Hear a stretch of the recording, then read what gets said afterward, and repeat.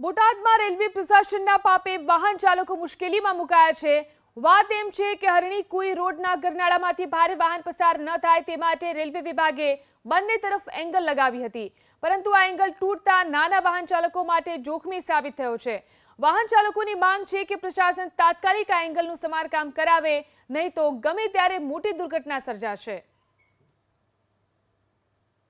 આજે રેલવેની બેદરકારી જોવા જઈએ તો અહીંયા જે સ્ટેન્ડ લગાવવામાં આવ્યું હતું તે સ્ટેન્ડ નીચું પડ્યું છે।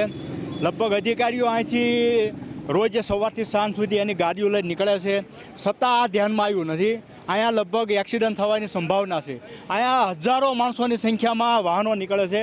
મુખ્ય માર્ગ છે, બે તો હોસ્પિટલ મોટી આવેલી છે, સોનાવાલા છે, સબિયા હોસ્પિટલ છે। અને એક વાત કરવા જાય, મુખ્ય વાત એ છે કે અહીંયા અધિકારી એટલે ખસ રોડ ઉપર જે કચેરી છે, જિલ્લા પંચાયત છે, ત્યાંથી પણ અહીંથી લોકો પ્રસાર થઈ અને કલેક્ટર સુધીના માણસો અહીંથી નીકળે છે।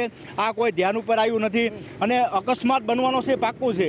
ફૂલ વજન ભરેલા અને ઊંચાઈવાળા નીકળતા એના હિસાબે રેલવેવાળાએ આ એંગલ માર્યા પછી જે તે વાહનને તોડી નાખી। પછી આ ઘણા સમયથી એટલે કે 4-5 દિવસથી આ આમનેમ તૂટલી છે, એટલે લોકોને આવવા જવામાં તકલીફ પડે છે।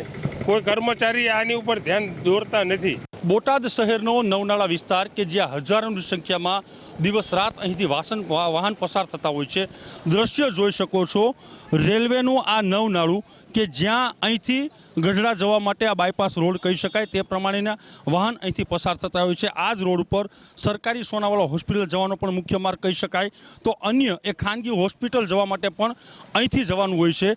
અને નજીકની જો વાત કરવામાં આવે તો સ્મશાન ગૃહ પણ અહીં છે, તો ક્યાંક ને ક્યાંક ખૂબ મોટી સંખ્યાની અંદર અહીંથી લોકો પસાર થતા હોય છે। તો હોસ્પિટલ કે સ્મશાન ગૃહ સુધી પણ લોકોને અહીં આવવા જવાનું હોય છે, પણ આ એંગલ રેલવે અંડરબ્રિજવાળા દ્વારા ભારે વાહન પસાર ન થઈ શકે તે માટે ગોઠવવામાં આવી હતી, પણ ક્યાંક ને ક્યાંક મળતી માહિતી મુજબ છેલ્લા 5 દિવસથી આ એંગલ તૂટી ગઈ છે, જેને લઈ રેલવેની ઘોર બેદરકારી સામે આવેલી છે।